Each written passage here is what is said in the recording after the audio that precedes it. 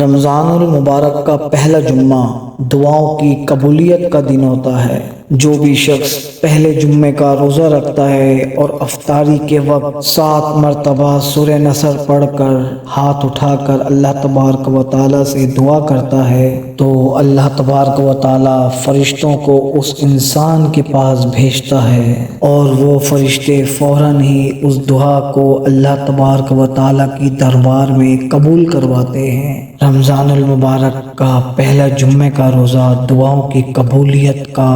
ضمانت ہوتا ہے۔ امام حسین علیہ السلام نے فرمایا کہ جب رمضان آئے تو کوشش کر کے روزے رکھ لیا کرو، اور روزہ کھولنے سے پہلے ہم محمد اور آل محمد پر درود بھیج کر اپنی دعا اللہ تبارک و تعالیٰ کی دربار میں مانگا کرو، کیونکہ افطاری سے پہلے جو دعا کی جائے اللہ تبارک و تعالیٰ ہر دعا کو قبول فرماتا ہے، اور اس وقت تمام فرشتے منتظر رہتے ہیں کہ اللہ کا یہ بندہ کیا مانگتا ہے تاکہ وہ چیز ہم اس کو ابھی کے ابھی لا کر دے دیں۔ اے تمام لوگوں، اس رمضان المبارک میں اللہ تبارک و تعالیٰ کی خوب عبادت کریں، نماز پڑھیں، عبادات کریں اور زکوٰۃ اور فطرات عطا کریں اور اللہ تبارک و تعالیٰ سے دعا کریں۔